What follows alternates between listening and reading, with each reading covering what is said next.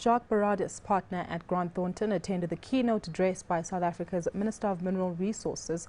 He's in our Cape Town studios to unpack that speech for us. Jacques, good to have you with us on the show today. Maybe let's begin with an overview of the sentiment from the minister's speech. Some sweet, some sour. Your key takeaway points?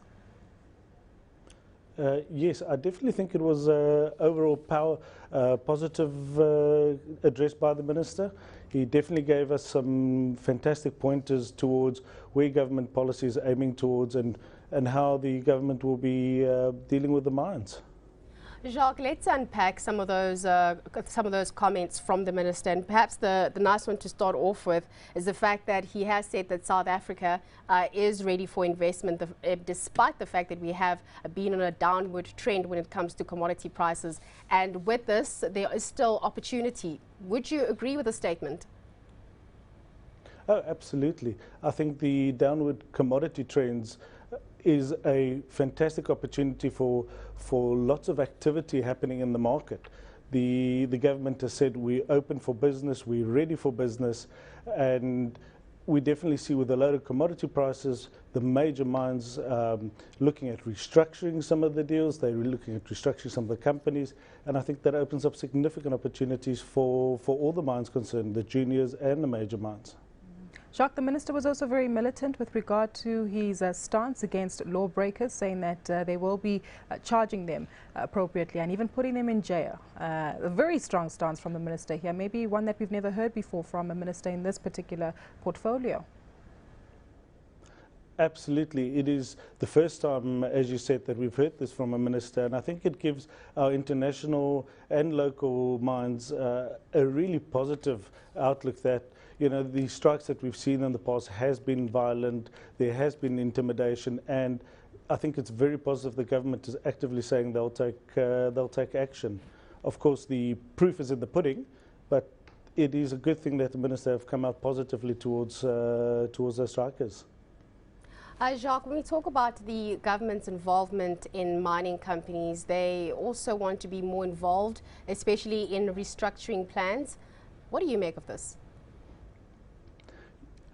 It's a difficult one because the minister didn't quite allude to exactly how they will be involved and getting involved in those restructuring plans. But you know, we definitely know that the major players are looking at restructuring, possibly separating some African and South African mines and companies from the rest of the group. So, you know, the government should look at that and say, you know, whatever benefit those majors have derived from the mines that they've owned in Africa and South Africa, that those benefits should once again accrue to the local communities. Isn't this a bit of a double-edged sword, especially given the role that the government now wants to play, as Domisho alluded to, as more of a shareholder kind of role? The fact that mining companies need to seek approval from the government before doing away with particular assets, surely this must rest heavily on the minds of mining CEOs? I think it does, but the government is also not 100%, you know, involved in owning the mines. You know, they do want to become a stakeholder.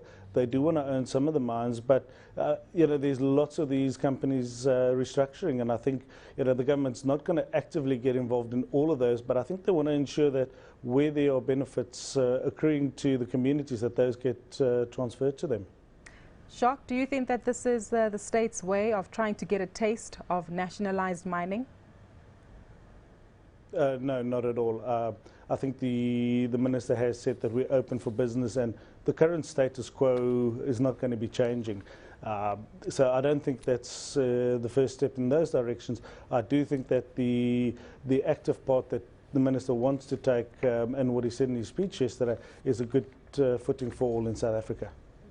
Jacques, when we look at government-run enterprises or state-run enterprises, if we look at SAA, we look at Eskom, and now the government wanting to be involved in mining companies in whatever form it may be, does it raise a bit of a nervousness with investors that are there? No, I don't think the government wants to own outright as they do in the case of Eskom and the SAA. I think the mines have played open cards with the ministers and said, you know, we are doing these restructuring deals. And what the minister has said, and I suppose it can be interpreted any way, but the way I look at it is he says they are aware of these restructuring plans going ahead, and they really want to make sure that these are happening to the benefit to the communities. I certainly didn't hear the minister say they're going to be taking full ownership of those. Jacques, just to close off with, he did obviously allude to the energy crisis that we are facing in South Africa. If you were a foreign investor, would you take heed to some of the comments that the minister might have shared in his speech? Yes, absolutely. You know, the worrying thing is, of course, with the electricity shortages we do have, it does become difficult to not only mine, but to manufacture, to just in general operate in the country. So that is a concern. But what the minister has said, and you know, we are aware of these processes going on, that the independent power producers will come online hopefully sooner rather than later, and that I think should do huge volumes to improve the current stability of electricity supply. So mining companies in general, they look long term before they invest. You know, they look 15, 20 years, and I think the outlook there looks very rosy for South Africa. Thank you so much to Jacques Barradas there. He's a partner at Grant Thornton.